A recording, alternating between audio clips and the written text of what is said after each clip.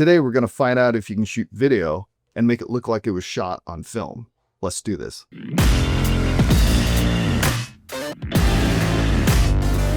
So Dehancer reached out to me and asked if I would review their film emulation software. Actually, it's a plugin for DaVinci Resolve, Premiere Pro, and Final Cut.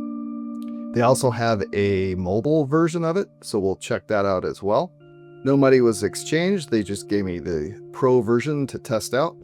If you do decide to buy Dehancer, when you check out, if you put CL10, you'll get 10% off. That's across any of the Dehancer products.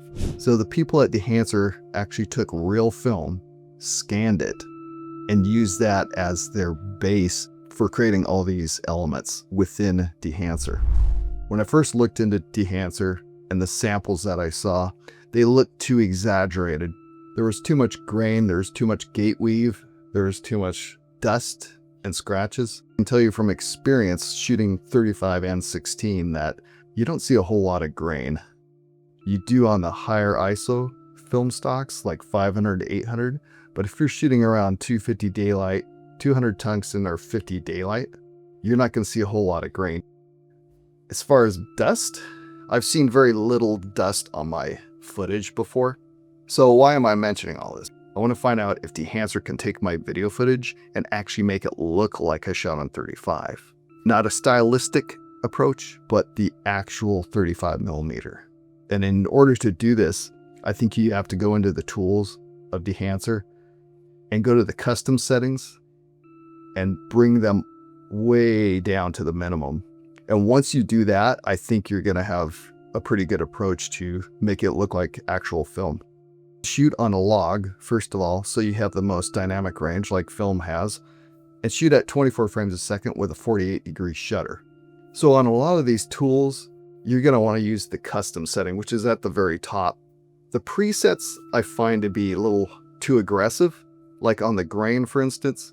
Even the minor, like 35mm or Super 35 grain structure, I'm seeing too much grain, even in that preset. The size of the grain, I have a 1.0, and the amount I have a 0.5. I find this to be the most accurate as far as 35mm film grain. So one element of Dehancer that I think really works well is the expand dropdown. This really expands the contrast and the highs and the lows, the whites and the blacks, more like what film would do. You really see this take effect when you adjust the white point.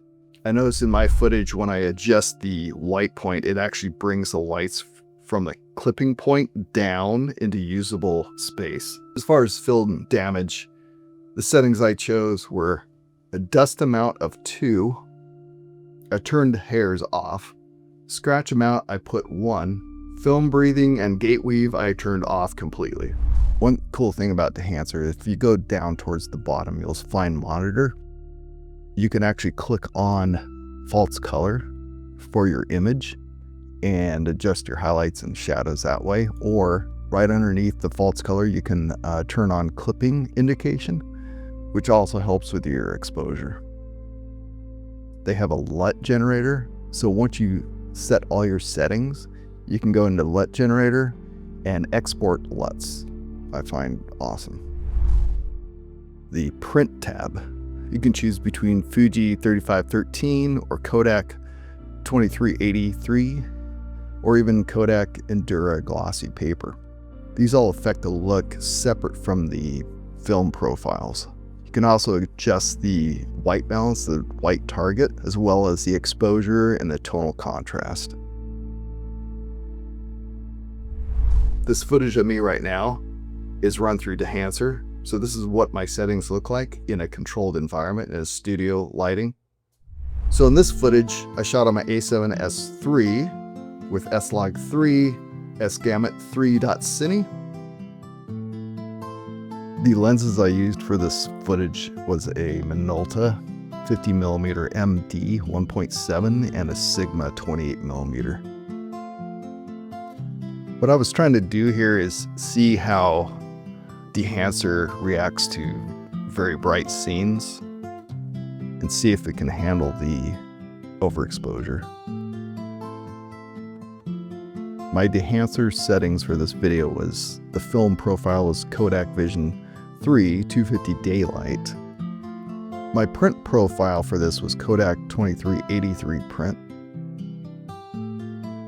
I have the film developer turned on, the film compression turned on with a white point of 114. I have expand on and the white point is at 92.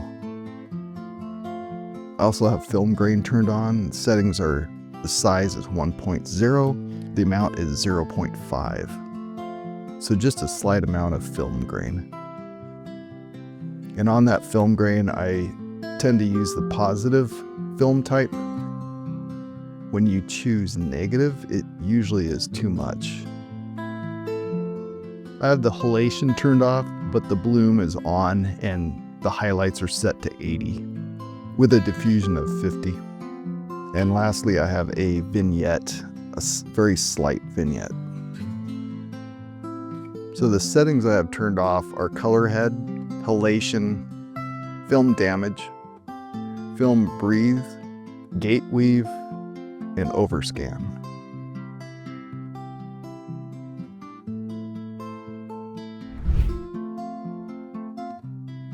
Dehancer came out with a mobile app version. You import images or video into their app and you have the same settings as you do on their desktop version. You can change the source, so you've got those presets. You have developer, you have the compression tab, the expand tab for your blacks and whites. If you click on the icon at the top left, it's actually a clipping indication and it'll show you your highlights and your shadows.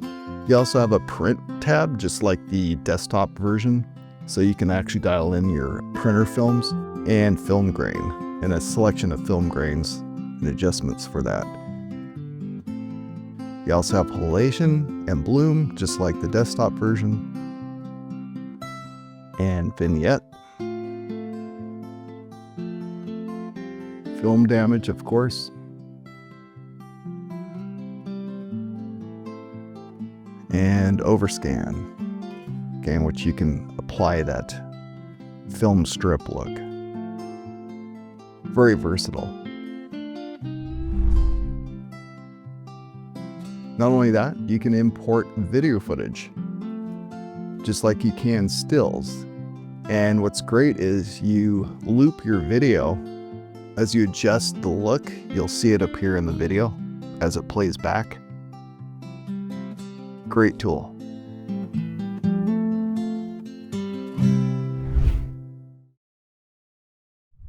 There is a small learning curve to Dehancer. It's not too bad. I think the presets in Dehancer are too much. They're too aggressive. I prefer the custom settings because it's way more controllable.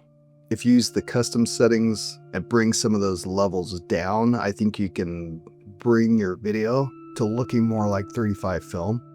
Dehancer is on the more expensive side, but if you compare that to actual film stock, like 400 feet of 60mm is around $250, and that's not including developing.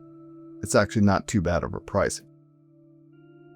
Another con with Dehancer might be the fact that when you open it, there's some presets that are already on. I would rather see Dehancer when you open it, everything is off, and then you can start turning different things on. I love the fact that there's so many variables and customization within Dehancer, and I like the fact that there's tools in Dehancer that can make your footage look stylistic, film stylistically, like overscan and grain and gate weave, scratches, dust. So in conclusion, do I think Dehancer is a good tool to make your video look like you shot it on film? Yes, with some custom tweaking, I think you can get it to the point where it actually looks like 35mm film.